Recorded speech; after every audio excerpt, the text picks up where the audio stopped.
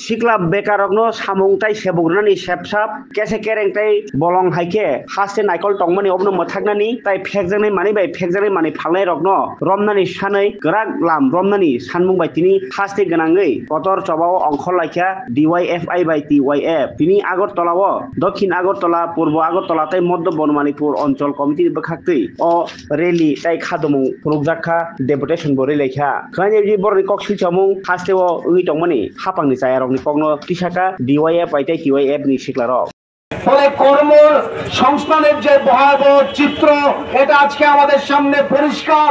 এই সরকার সম্পূর্ণ বেকার বিরোধী। এই সরকার বেকারদের বিরুদ্ধে কার্যত যুদ্ধ ঘোষণা করেছে। কাজে আমরা DYF আমরা সরকারের বিরুদ্ধে যুদ্ধ ঘোষণা করেছি যে কর্মসংস্থানের প্রশ্নে সরকারকে সদর্থক ভূমিকা পালন করতে হবে। প্রতিটা দপ্তরে শূন্য পদগুলি খালি আছে, সেগুলো অবিলম্বে পূরণ করতে হবে। তার বিরুদ্ধে আমরা সরকারকে যুদ্ধ ঘোষণা করছি যে অবিলম্বে সরকার বেকারদের স্বার্থে নীতি গ্রহণ করতে হবে। আজকে আমাদের রাজ্যের আইন শৃঙ্খলার কি পরিস্থিতি? ধর্মনগর থেকে সাব্রম আগরতলা প্রতিটা আড়ায় কাড়ায় প্রতিটা অলিতে গলিতে আইন শৃঙ্খলার বিন্দুমাত্র কোনো লেশ নেই, যার প্রভাব জনজীবনের উপর সরাসরি পড়ছে। প্রতিদিন মানুষ খুন হচ্ছে, মায়েদের বোনেদের ইজ্জত সম্ভ্রম লুণ্ঠিত হচ্ছে। বেশিরভাগ ক্ষেত্রে শাসক দলের নেতারা, শাসক দলের চুনবুটি কর্মীরা জড়িত।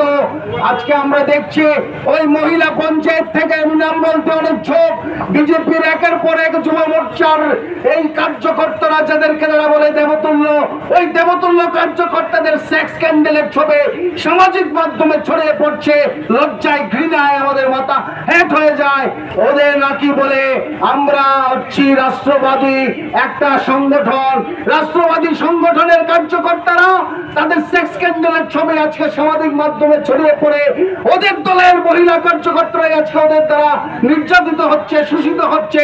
ফলে আজকে আমাদের রাজ্যের সাধারণ মানুষদের অবস্থা কিরকম, এটা এই ধরনের চিত্রগুলি আমাদের সামনে পরিষ্কার করে বলে দিচ্ছে আইন শৃঙ্খলার বিন্দুমাত্র কোনো অবকাশ নেই রাজ্যে। ফলে আইন শৃঙ্খলার উন্নতি এই সময়ের মধ্যে এটা জনমানুষের দাবি। আইন শৃঙ্খলার শাসন, আইনের শাসন পুনরায় প্রতিষ্ঠা করা, এই দাবিটা নিয়ে আমরা DYF করছি। একই সাথে নেশার অবস্থা আজকে গোটা রাজ্য নেশায় ছেয়ে গেছে। প্রতিটা অলিতে গলিতে প্রতিটা স্কুলের সামনে আজকে নেশার রমরমা। আজকে আমাদের রাজ্যের একটা তথ্য আপনাদের সামনে পরিষ্কার করে বলে দিলে বুঝবেন আপনারা, এইচআইভির সংখ্যা ক্রমান্বয়ে আমাদের রাজ্যে বাড়ছে।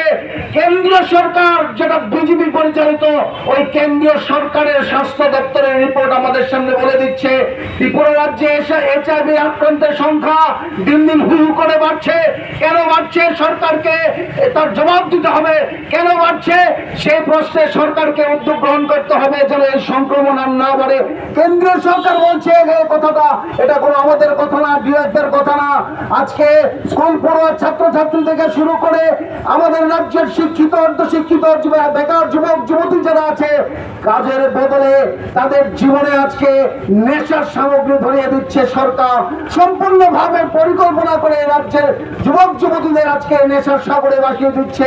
আমরা জানি একটা শিক্ষিত সমাজ, একটা শিক্ষিত যুবক যুবতী তার হাতে যখন কাজ না থাকবে সে কাজের দাবি জানিয়ে সরকারকে রাস্তায় নামবে। আজকে আমরা দেখছি সে যেন কাজের দাবি জানাতে না পারে, তার বলে তার যা হাতে নেশার সামগ্রী তুলে দাও। হু হু করে বাড়ছে বিলেতি মদের লাইসেন্সের দোকান, পাড়ায় পাড়ায় অলিতে গলিতে নেশার সামগ্রী ছেয়ে গেছে। সরকার জানে কারা এই নেশার কিংপিং। কয়েকটা চুনোপটি নেতাকে গ্রেফতার করে পুলিশ তাদের সাফল্য দেখাচ্ছে, কিন্তু এই চুনোপটি নেতাদের আড়ালে যে মূল কিংপিং, যে মূল নেশার সাম্রাজ্যের কারিগর, তাকে গ্রেফতার করছে না।